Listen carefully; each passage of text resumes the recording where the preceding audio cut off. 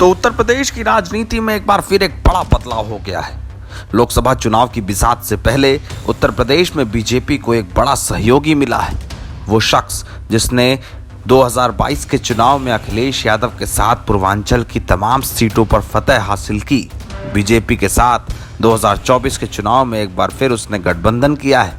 नाम है ओम प्रकाश राजभर। बीते कई दिनों से अखिलेश यादव से बगावत करने के बाद ओम प्रकाश राजभर एक बार फिर एनडीए गठबंधन का हिस्सा हो गए।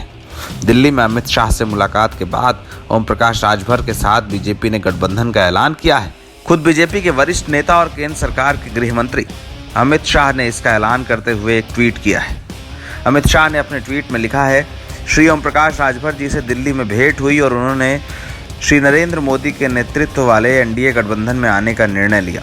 मैं उनका एनडीए परिवार में स्वागत करता हूं।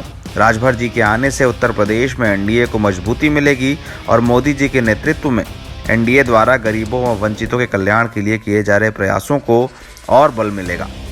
ओम प्रकाश राजभर ने भी इस गठबंधन के बारे में मीडिया से बात करते हुए एक प्रेस कॉन्फ्रेंस की। लखनऊ में अपने घर पर हुई प्रेस कॉन्फ्रेंस में ओम प्रकाश राजभर ने तमाम बड़े ऐलान किए। सुहेलदेव भारतीय समाज पार्टी और भारतीय जनता पार्टी आगामी 2024 चुनाव मिलकर लड़ने का जो 14 तारीख को दिल्ली में माननीय अमित शाह जी से मुलाकात हुई और लगभग 1 घंटे विभिन्न बिंदुओं पर जो गरीब, कमजोर, वंचित, शोषित, पीड़ित हैं उनके उत्थान के लिए और जो समाज में जरूरत है कि चाहे थाने की समस्या हो, तहसील की समस्या हो, ब्लॉक की समस्या हो, जो गरीब कमजोर हैं उनको छतरी की आवश्यकता थी। इन सब मुद्दों को लेकर के माननीय गृह मंत्री अमित शाह जी से मुलाकात हुई, बात हुई और उन्होंने सहमति जताई और दोनों दल के मिलने से पूरे प्रदेश में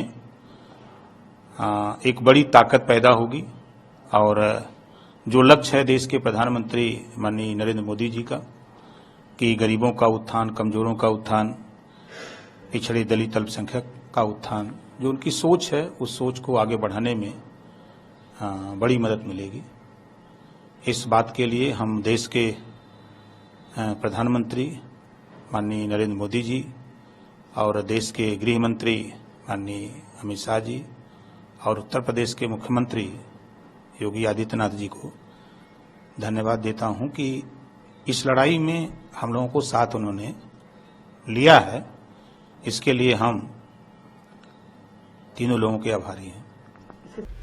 ओम प्रकाश राजभर के साथ बीजेपी का समझौता किन शर्तों पर हुआ है ये समझना होगा, लेकिन ये जरूर जानना होगा कि बीजेपी पूर्वांचल को लेकर किस तरह से काम कर रही है।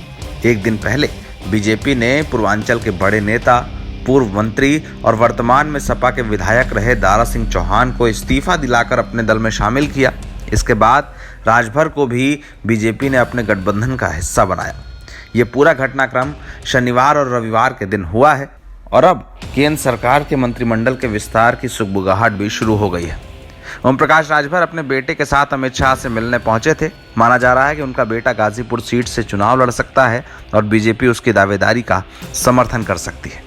लेकिन राजभर से गठबंधन का समझौता फिलहाल की खबर है। आगे क्या होगा वो आने वाला भविष्य बताएगा। लेकिन 2024 के चुनाव से पहले बीजेपी के लिए ओम प्रकाश राजभर जैसा सहयोगी होना उसकी पूर्वांचल में स्थितियों को और मजबूत करता है, ये बात जरूर है। एनबीटी ऑनलाइन की रिपोर्ट।